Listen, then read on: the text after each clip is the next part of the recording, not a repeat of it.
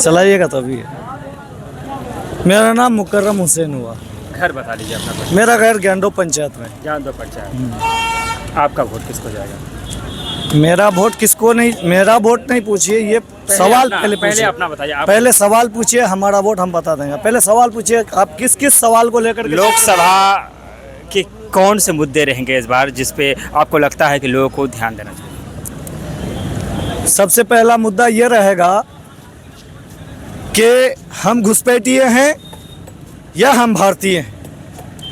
दूसरा मुद्दा रहेगा कि हमको यूनिफॉर्म सिविल कोड चाहिए या नहीं चाहिए।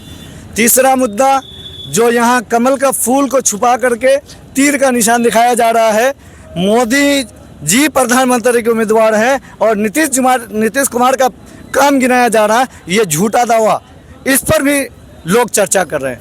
तीसरा है कि आप जिस क्षेत्र में हैं, इस वक्त लोकसभा का चुनाव हो रहा है, आप विधानसभा का सवाल पूछ रहे हैं। आपको पूछना चाहिए कि लोकसभा में क्या मुद्दे हैं, लोकसभा के अंदर क्या हुआ। विधानसभा का दो साल अभी बाकी है। 2 साल के बाद आप विधानसभा का सवाल कीजिए क्षेत्र की जनता से, तब क्षेत्र की जनता आपको जवाब देगी। और दूसरा विकल्प ये है कि एक तरफ जो हमारे नस्लों की बर्बादी का प्लान कर रहा है, दूसरी तरफ वो है जो लोग आज तक हम लोगों को डरा करके वोट तो हासिल किया, हमेशा छुप करके वार किया, लेकिन पूर्णिया की सरजमीन पर आकर के उसने साफ संदेश दे दिया। चाहे उसकी ज़बान अल्लाह ने उनके दिलो दिमाग के अंदर जो बातें थी जाहिर करा दी कि चाहे इंडिया को वोट करो या एनडीए को वोट करो, यानी चाहे कांग्रेस आरजेडी को वोट करो या भाजपा जदयू को वोट करो। तो ये बात जो लोग कल तक कहते थे कि फलाने लोग भाजपा की बी टीम है, अब ये बताए वो लोग। उस दिन खालिद अनवर साहब से इंटरव्यू लिया जा रहा था, आखिर खालिद अनवर साहब को क्या डर है? सवाल का जवाब क्यों नहीं दे रहे हैं? जो जदयू के उम्मीदवार हैं वो अपने प्रधानमंत्री के बोले हुए बातों का जवाब क्यों नहीं दे रहे, क्यों डर रहे हैं? थोड़ा सा यहाँ के रुझान बता दीजिए जहाँ से आप सवाल पर बात कीजिए। आखिर क्यों डर रहे हैं, क्या डर है? सीमांचल की जनता जानना चाहती है कि आखिर डर किस बात का है कि जब मीडिया वाले सवाल करते हैं तो वो लोग सवाल से बचते हुए निकल जाते हैं और कभी प्रशासनिक जो ये है अपने बॉडी गार्ड का इस्तेमाल कर लेते हैं। ये तमाम चीज़ें हैं। सीमांचल की जनता सिर्फ वोट देकर दिल्ली में सरकार बनाने और गिनाने के लिए पैदा नहीं हुई है। रुझान बता रहे, चूंकि आप कल का ही टाइम बचा है। बिल्कुल मैं बता रहा हूँ, सीमांचल की जनता अपने यहाँ की बदहाली के खिलाफ वोट करना चाहती है।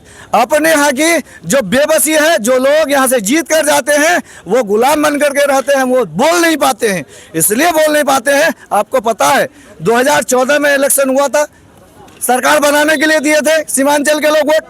मौलाना असरुल हक कासमी मरहूम रहमतुल्लाह अलैह को जिताए थे। क्या 3 तलाक पर बोलने दिया गया था?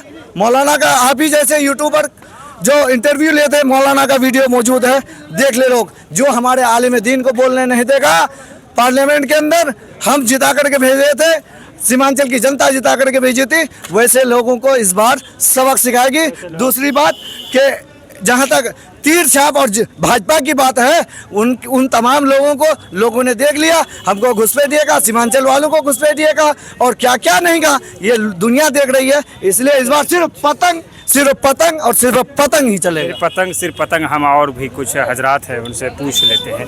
क्या नाम है आपका? चलिए, आपका क्या नाम है? क्या दीजिएगा हमसे?